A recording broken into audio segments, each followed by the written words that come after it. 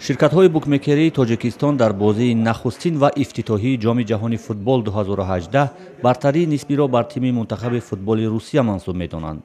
Мухлисони футболи тоҷик низ дар чанд соати қабл аз шурӯъи рақобати тимҳои Русия ва Арабистони Саудӣ шартгузории худро дар ин марказҳои букмекерӣ рӯи тими Русия сабт карданд. Монданиям Россияда ки хотя бы ақаллан як гол мезанад.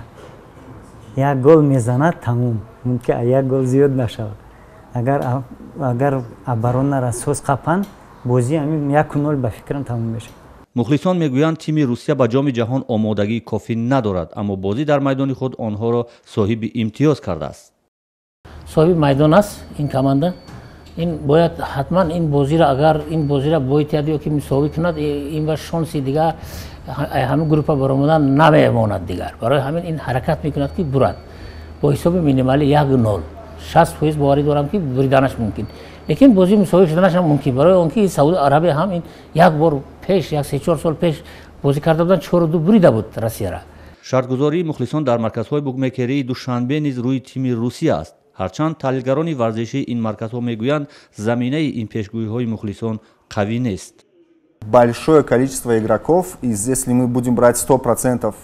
аксари кули бозингарони марказҳои букмекерӣ дар инҷо шартгузорӣ мекунанд ба манзури хате ки дар ин бозиҳо марказҳои букмекерӣ пешниҳод мекунанд ва тимҳо шарт мегузоранд, яъне агар маркази букмекерӣ Русияро дар ин рақобат бартарӣ медиҳад ки феълан коэффисиенташ 1.45-1.50 аст, Мухлисон ҳам зери таъсири он фикр мекунанд ки Русия ки фаворит бошад бояд ғалаба кунад.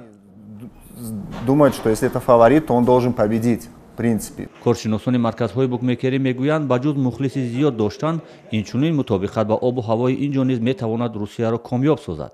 Аммо маҳорат дар баъзе мавридҳо марзҳоро мешиканад. Дар футбол ҳолатҳое мешаванд ки фаворитҳо ғайри чашмдошти мухлисон ва пешгӯии букмекерҳо ба шикаст мувоҷеҳ мешаванд.